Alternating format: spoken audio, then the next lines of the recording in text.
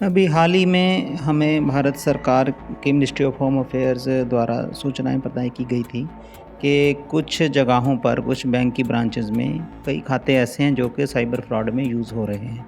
तो उनकी जब हमने इन्वेस्टिगेशन करी तो पता चला कि बहुत सारे ऐसे खाते हैं जिसमें जो खाता धारक है, जिन्होंने खाता खुलवाया है, उन्होंने खाता खोलने के बाद किसी अन्य व्यक्ति को उसको बेच दिया है।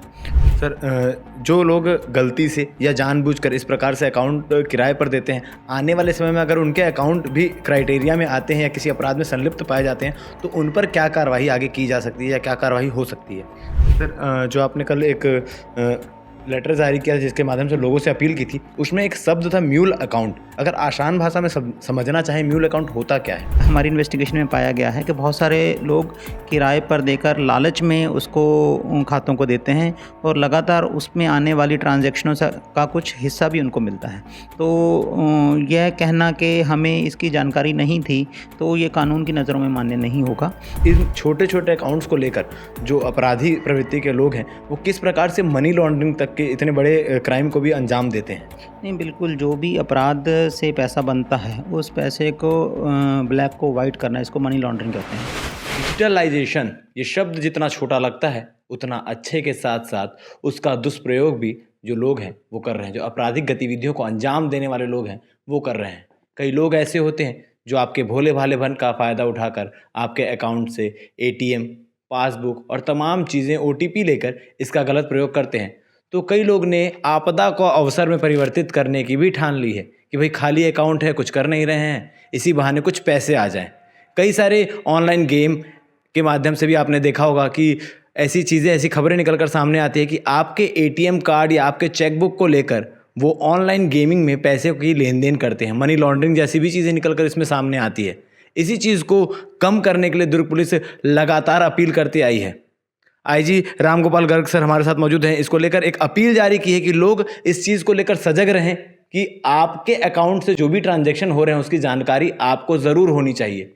सिर्फ कुछ रुपयों के लालच में, कुछ पैसों के लालच में किसी को अपना अकाउंट किराए पर या उधारी पर ना दे दें। उससे कितने बड़े क्राइम को अंजाम दे सकते हैं, इसका आपको अंदाज़ा भी नहीं। सर हमारे साथ मौजूद है, सारी डिटेल जानेंगे सर, ऐसी चीज़ें लगातार निकल कर आ रही है, चाहे वो कोई ऑनलाइन गेम हो या कोई अलग अपराध हो, उसमें लोग दूसरे के अकाउंट को किराए पर लेकर, कुछ पैसों के किराए पर लेकर चलाकर उसका प्रयोग करते हैं, जिससे लोगों को उसकी जानकारी भी नहीं होती कि उनके अकाउंट से कितने बड़े बड़े ट्रांजैक्शन किए जा रहे हैं।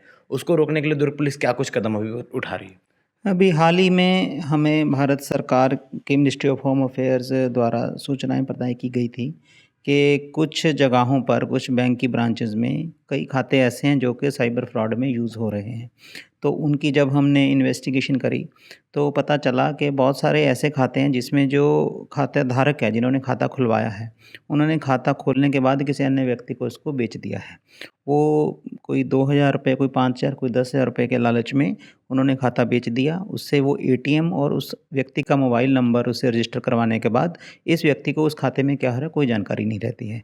तो हमने इसमें जनता से हम यही अपील कर रहे हैं कि जो आपका खाता है, बैंक का खाता है, उसकी जानकारी आपको पूरे रूप से होनी चाहिए। किसी को भी अपना खाता इस्तेमाल करने के लिए ना दें, ताकि अगर उससे कोई अगर अपराध घटित होता है, साइबर फ्रॉड या कोई भी अन्य प्रकार का अपराध, ऑनलाइन गेमिंग जैसे आपने बोला, उस टाइप के अपराध जो होते हैं अगर, तो उसके जो खाता धारक है वो भी एक तरह के शक के दायरे में आ जाते हैं। क्योंकि यह भी हमारी इन्वेस्टिगेशन में पाया गया है कि बहुत सारे लोग किराए पर देकर लालच में उसको खातों को देते हैं और लगातार उसमें आने वाली ट्रांजैक्शनों का कुछ हिस्सा भी उनको मिलता है। तो यह कहना कि हमें इसकी जानकारी नहीं थी, तो ये कानून की नज़रों में मान्य नहीं होगा। तो इसलिए मेरी दुर्ग की हमारी सभी लोगों से ये अपील है कि कृपया अपने जो भी खाते हैं उनकी जानकारी आपको रहनी चाहिए। अगर आपने किसी के भी बहकावे में आकर अगर पहले खाता खुलवाया है, तो इसकी जाकर अपने बैंक में उस खाते को चाहे बंद करा दें, चाहे उसको बैंक मैनेजर को सूचना दे दें और या पुलिस को सूचना दें कि इस प्रकार से आपसे किसी ने खाता खुलवाया था, ताकि अगर भविष्य में विवेचना में वो खाता कहीं आता है तो उसको वो आदमी आरोपी के दायरे में ना आए। सर, जो आपने कल एक लेटर जारी किया जिसके माध्यम से लोगों से अपील की थी, उसमें एक शब्द था म्यूल अकाउंट। अगर आसान भाषा में समझना चाहें, म्यूल अकाउंट होता क्या है? बेसिकली जो साइबर फ्रॉडस्टर हैं वो जैसे किसी के साथ फ्रॉड करते हैं तो उसमें ऑनलाइन ट्रांजैक्शंस करवाते हैं।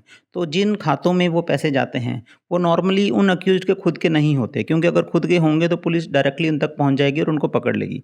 और कुछ बाहर में विदेशों में बैठे व्यक्ति भी यहाँ के लोगों के खाते यूज़ करते हैं। तो जो खाते जिसमें कि साइबर फ्रॉड का पैसा या अन्य किसी अपराध का पैसा अगर आता है, तो जिन खाता धारक उन खातों को खुलवाए हैं उन अकाउंट्स को हम म्यूल अकाउंट्स बोलते हैं, क्योंकि वो खाते एक्चुअली फ्रॉड उन जो अकाउंट होल्डर हैं उनका पर्पस फ्रॉड करना नहीं है, पर उनके माध्यम से वो फ्रॉड हो रहे हैं, इसलिए इनको म्यूल अकाउंट्स का नाम दिया जाता है। और ये हाल ही में जैसे मैंने आपको बताया कि मिनिस्ट्री ऑफ होम अफेयर्स द्वारा हमें सूचना मिली थी कि हमारे कई जगह पर यहाँ पर दुर्ग और इवन बालोद में भी एक केस हमने किया है। तो कुछ ब्रांचेज़ में म्यूल खाते खुलवाए गए हैं तो जो कि साइबर फ्रॉड में यूज़ हो रहे हैं। तो इसी विवेचना क्रम में हमने इन पर कार्रवाई की है। सर, जो लोग गलती से या जानबूझकर इस प्रकार से अकाउंट किराए पर देते हैं, आने वाले समय में अगर उनके अकाउंट भी क्राइटेरिया में आते हैं या किसी अपराध में संलिप्त पाए जाते हैं, तो उन पर क्या कार्रवाई आगे की जा सकती है या क्या कार्रवाई हो सकती है? नहीं, देखिए, पुलिस मैकेनिकली काम नहीं करती है। खातेधारकों की मंशा क्या थी उन खातों को देने के पीछे, भूलवश उनका खाता किसी और के पास चला गया या किसी सगे संबंधी ने उनका खाता इस्तेमाल किया या अज्ञानतावश उनसे ऐसा हुआ, तो डेफ़िनेटली उनका जो पक्ष है वो सुना जाता है।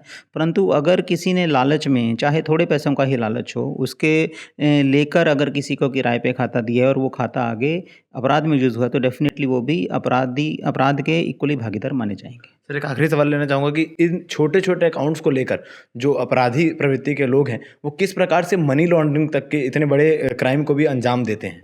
नहीं, बिल्कुल, जो भी अपराध से पैसा बनता है, उस पैसे को ब्लैक को व्हाइट करना, इसको मनी लॉन्ड्रिंग कहते हैं। तो आज की डेट में या हमेशा से ही जो भी ब्लैक में मनी होता है, उसको विभिन्न खातों में डालकर ही उसको निकाला जाता है, व्हाइट किया जाता है। तो डेफ़िनेटली ये मनी लॉन्ड्रिंग का अपराध भी आता है और अगर हमें इसके इक्वल ट्रेल मिलेंगे, तो हम दूसरी एजेंसीज़ जो कि मनी लॉन्ड्रिंग में एक्सपर्ट हैं, उनकी भी सहायता लेंगे और उनको भी केसेज़ रेफ़र करेंगे। तो इस प्रकार की चीज़ें आपको लगातार देखने को मिलती है कि किस प्रकार से लोग जो हैं कुछ पैसों के लालच में 10,000 5,000 रुपये मंथली किराए पर भी जो अपने अकाउंट को दे देते हैं। अगर आपने भी अपने अकाउंट को किसी को किराए पर दिया है या कुछ गलत चीज़ों में आपके अकाउंट की भी संलिप्तता है, तो अब भी आपके पास समय है, नज़दीकी पुलिस स्टेशन में जाकर आप इसकी सूचना दें, ताकि आने वाले समय में अगर आपके अकाउंट की संलिप्तता कहीं भी पाई जाती है तो आप उस कार्रवाई से बच सकें और पुलिस को सही जानकारी मिलने से जो आपराधिक गतिविधियों को अंजाम देने वाले लोग हैं उन तक पहुंचा जा सके और इस प्रकार के अपराध को, साइबर अपराध को रोकने में पुलिस सक्षम रहे, सफल रहे। बाकी अपडेट के लिए बन रहे हैं हमारे साथ। धन्यवाद।